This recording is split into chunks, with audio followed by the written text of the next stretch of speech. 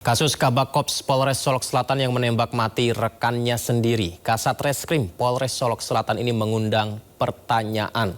Bagaimana bisa seorang perwira polisi menembak mati rekannya sendiri? Apa yang melatar belakangi peristiwa ini? Kita bahas bersama dengan anggota Kompolnas RI Supardi Hamid. Saya sapa, selamat malam Pak Supardi, Assalamualaikum. Selamat malam, Waalaikumsalam warahmatullahi wabarakatuh. Kita sangat terkejut dengan yang terjadi ini Pak Supardi. Polisi tembak mati polisi. Dan ini bukan yang pertama kali terjadi. Bagaimana Kompolnas menanggapi hal ini Pak?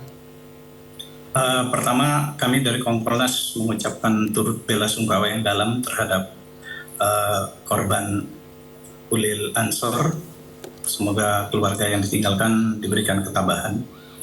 Terkait dengan kasus ini, bagi kami di Kompolnas ini adalah kasus yang sungguh sangat mengagetkan gitu ya. Ada penembakan dari seorang perwira dengan jabatan Kabak Kops terhadap Kasat Reskrim yang ada di satuan kewilayahan yang sama. Ini tentu saja membawa implikasi bagi kami di fungsi pengawas untuk lebih mencermati kasus ini pada banyak hal. Karena kita akan melihat kasus ini bukan sekedar peristiwa biasa, tapi ada tentu kronologi yang panjang sebelum peristiwa ini terjadi. Kemudian ada konteks hubungan antara pelaku dan korban, yang konteks itu terjadi dalam waktu yang sangat cepat, di mana pelaku kemudian melakukan tindakan yang sangat brutal, melakukan penembakan dari jarak dekat dan dilakukan lebih dari satu kali pada area yang sangat mematikan. Ini adalah tindakan yang sangat kejam menurut kami, dan ini patut untuk pelaku diberikan tindakan keras dan tegas oleh kepolisian. Pak Supardi, yang disoroti dari peristiwa ini ada dua pastinya. Yang pertama adalah dari sisi kasus penembakannya hingga meninggal dunia korban ini. Di sisi lain diduga juga ada hubungan dengan tambang ilegal, Pak. Apakah perlu dari pihak kepolisian menyelidiki lebih lanjut lagi, Pak? Dugaan keterlibatan pelaku dengan tambang ilegal ini sejauh apa dan sudah seluas apa?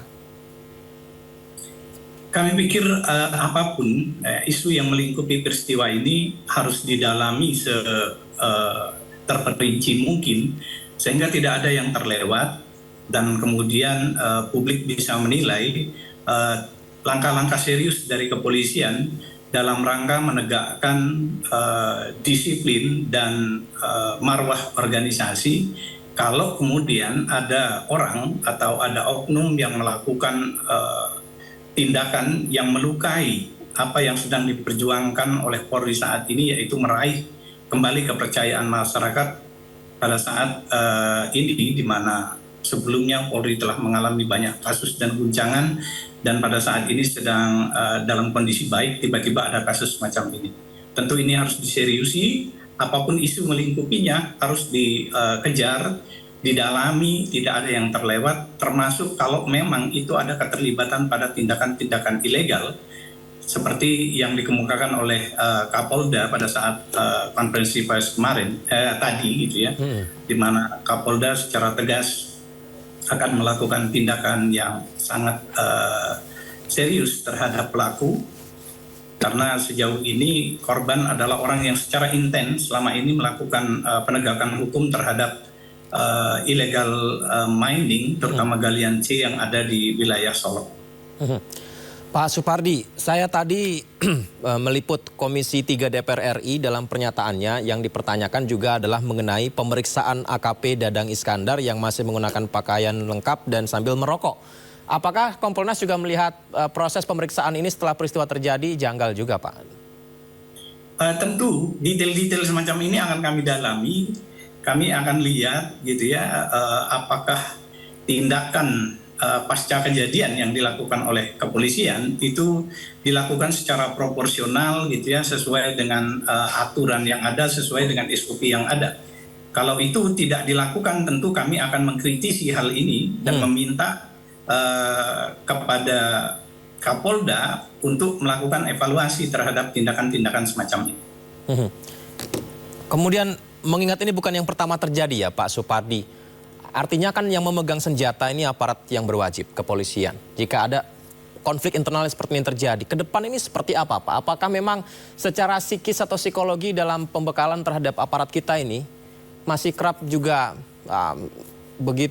tidak begitu mantap mentalnya sehingga peristiwa seperti ini terjadi dan harus mengeluarkan senjata hingga terjadi pembunuhan? Memang evaluasi terkait dengan kemampuan psikologis untuk memegang senjata ini dilakukan secara berkala. Secara berkala itu paling tidak 6 bulan. Tapi kita harus paham bahwa kondisi psikologis sebetulnya secara teoretik tidak selalu tetap gitu ya. Tergantung kepada kondisi lingkungan di sekitar yang mempengaruhinya, termasuk stresor yang mungkin muncul gitu ya. Nah, hal-hal semacam ini yang penting untuk kita lihat di samping aspek psikologinya adalah kondisi-kondisi lingkungan pekerjaan yang kemudian dapat berimplikasi pada munculnya tindakan impulsif semacam ini yang tentu saja adalah refleksi dari keadaan-keadaan yang tidak menyenangkan selama menjalani pekerjaan, dan ini yang perlu diidentifikasi secara mendetail. Karena di media sosial ketika masyarakat melihat peristiwa seperti ini lagi banyak yang istighfar juga Pak, karena polisi salah satu yang diharapkan masyarakat untuk bisa mengamankan mereka, tapi terjadi konflik sendiri. Ya, itu yang membuat kita kemudian menjadi berpikir untuk melihat kerangka yang lebih luas dari peristiwa semacam ini. Kondisi struktural yang melingkupi peristiwa semacam ini harus kita bedah. Sehingga kemudian peristiwa-peristiwa semacam ini yang tentu dipengaruhi oleh kondisi eksternal kemudian tidak muncul lagi. Kalau memang kondisi eksternal semacam ini bisa kita perbaiki, bisa kita identifikasi dengan benar. Baik. Pak Supardi, terima kasih banyak sudah bergabung di Sindo Prime dan kami tunggu ya Pak Supardi nanti pendalaman dari Kompolnas RI-nya seperti apa ya Pak Supardi, dan semoga peristiwa seperti ini tidak lagi terjadi. Terima kasih Pak, selamat malam. Terima kasih, selamat malam.